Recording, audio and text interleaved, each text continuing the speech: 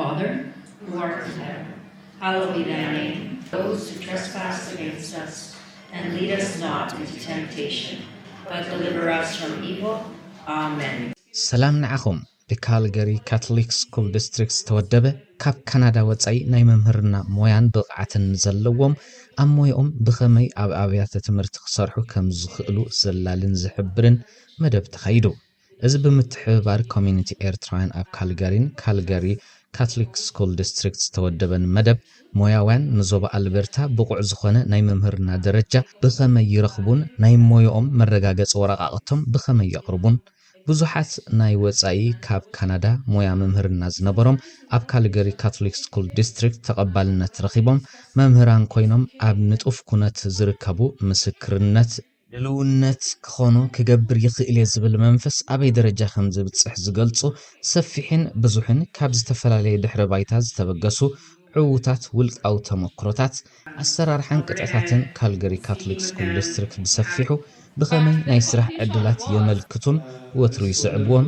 ካብ ተሳተፍቲ ዝህሉ ሕቶታትን ኩሎም ኣብ ዝምልከቶም ጽፍሕ ዝርከቡ ካብ ዶክተር ብራያን ዋና ኣካያዲ ካልገሪ ካቶሊክ ስኩል ዲስትሪክት ካልኦት ዓበይቲ ሓለፍትን ግቡእን ኣዕጋብን መልሲ ተዋሂቦ እዚ ንሞያ መምህርና ዘለዎም ኤርትራውያን ዓብ ተስፋ ዝህብ መደብ ምንባሩ ተሳተፍቲ ገሊጾም ካብ ሞይኦም ከይረሓቑ ዘድልዮም ሒደት ተወሰኽቲ ስልጠናታት ወሲዶም ኣብ ዞባ ኣልበርታ ዘስርሖም ደረጃ ክረኽቡ ዝኽእሉ ምዃኖም ካብቲ ኣገዳስነት እቲ መደብ እዩ ብተወሳኺ ኤርትራውያን መምህራን ኣብ ኣብያተ ትምህርቲ ካልገሪ ክህልው እንተኽኢሎም ንህፃናትን መንእሰያትን ኤርትራውያን ተምሃሮ ብግቡእ ክርድእዎም ብባህልን ድሕረ ባይታን ዝመስልዎም ምርኣይ ከም ሞዴል ኮይኖም ናብ ዓብ ደረጃ ንኽበፅሑ ራእይ ክፈጥሩ ከም ዝኽእሉ ክገብር እዩ እዚ መደብ በብእዋኑን ከከም ኣድላይነቱን ክቕፅል ምዃኑ ኣዳለውቲ ዝመደብን ኣዋሃትን ይገልጹ And knowing history is good, no matter what country you come from or what place you came from. To know your history is important. And so we teach our students as well as our teachers and all staff all about Indigenous education. So those are our 4 board priorities. So with that, I want to end. I want to thank all of you. God bless you. It's my hope that after tonight's presentation, that some of you, if you haven't already applied to work with us, that you will apply, that you will be considered. Not only do we need more teachers, but we also need more educational assistants. When the strike is over with QP, we also need more people working in our schools to help with the mechanical systems. In fact, we're like a small city. We're one of the biggest employers. Did you know that we have lawyers, we have doctors, we have social workers, we have psychologists, and those are just a few. I could go on and name all of the professionals like accountants that work in Calgary Catholic. So if you check our website, all the jobs are advertised there, but hopefully God has called you. I can't guarantee you a job, but I wish you the very best, and tonight you're going to get advice from the people here, and it's my hope that someday you'll come and work for Calgary Catholic. God bless all of you, and thank you. Have a good evening.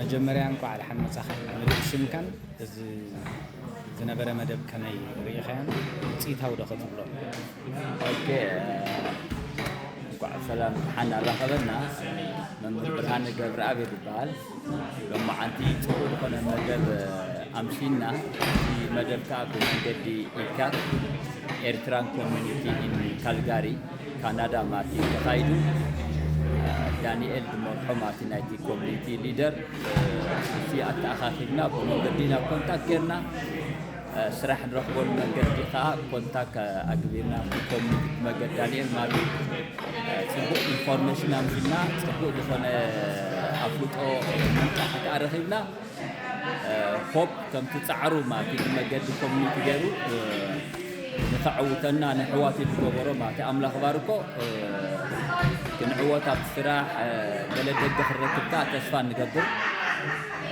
ናይ ኮሚኒቲ ስራሕ ከዓ ቀጽልዎ ንህዝብኻ ከም ዝግልጋል ኣዝዩ ሰናይ ኣምላኽ ፈቶ ለኩም ዝበለጸ ነገር ከዓ ካባኻ ንጽበ ዳንኤልን ኩላኹም ኣብ ኮሚኒቲ ዘለኹም ቴንክ ዩ ቨሪ ማች ክብል ፈቱ ማለት ጀመርታ ምሉእ ሽምካ ነጊርካ እዚ ዝነበረ ኣጋጣሚ ከመይ ተኸታቲልካን ከመይ ትግምግሞ ሰላም ስምዖን ገብረ ዮሐንስ ይባላል ናይ ሎማዓንቲ መደብ ኣብዚ ናይ ካሊጋሪ ካቶሊክ ስኩል ዲስትሪክት ምስ ኤርትራያን ኮሚኒቲ ኮይኖም ብዛዕባ ኢንፎርሜሽን ናይ ቤት ትምህርትን መምሃራንን ዝረኣናዮ መደብ ከዓ ኢትስ ጉድ ብዙሕ ሰብ ኣብዚ ዝተሳተፍና ማለት እዩ ናብኡ ፊልድ እግርና ክንኣቱ ብዙሕ ሓበሬታ ተረኺቡ ማለት እዩ ከምዚ ዓይነት መደባት ትቕፅል ፅቡቅ እዩ ዝበዝሐ ሰብካ ኣትዩ ኣብ ስራሕ ዓለም ስለ ዝሽገር በዝበዝ መንገዲ ኣብ ፕሮፌሽናል ዝኾነ ስራሕ እግሩ ንኽኣቱ ወይ ሓደ ስቴፕ ንኽወስድ ይጠቕሞ ኢለ ብወገነ ይሓስብ ንኣብነት ኣነ እዚ ሊስት ዝገበርዎ ብናይ ኤርትራን ኮሚኒቲ ዕድል ዝፈጠርዎ ኮንታክት ገይረ ምስ ሕጂ እዋን ኣብ ፕሮፌሽናሊ ፔሪድ ዘለኹ ግን ኣብ ኤዱኬሽናል ኣሲስታንት ኮይነ እሰርሕ ኣለኹ ማለት እዩ ነዚ ዕድልካ ካሊጋሪ ካቶሊክ ሶሳይቲን ፕሮቫይድ ገይሮም ስለ ዘቕረብዎ ኤርትራን ኮሚኒቲ ከዓ ንምጥቃም ኣብዚ ደረጃ እዚ በፂሕ ኣሎ እዚ ኣፍ ደገ እዚ ናበይ ከብፅሕ ይኽእል እዩ እዚ ኣፍ ደገ እዚ ናይ መምህርና ዓለም ክኣቱ ኮይንካ ወይ ድማ ኣክቹሊ ኣብ ብዙሕ ሴክተርስ ናይ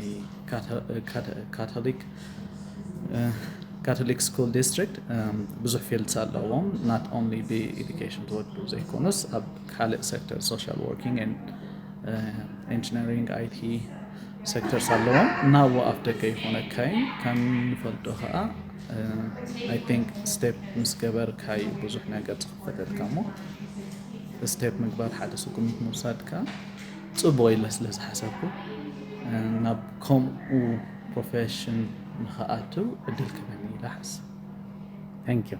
You're welcome. And Daniel, thank you so much. So wonderful to work alongside of you in the community. I can't hear you. That's okay. I encourage you, don't give up.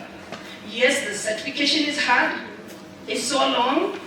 If all the teachers here were internationally trained have done it, why can't you do it? You know? As you say, some people say when we were talking to people, I have an accent. Everybody has an accent. I always tell people, having an accent is someone speaking a language with their own guidelines. You can say Toronto, and I say Toronto. Everybody has their own guidelines. So don't be scared because of the accent. Come and you see a family at the Calgary Catholic School District, a place I call home, a place I have a sense of belonging, a place you will never regret when you come to work. Thank you so much for coming.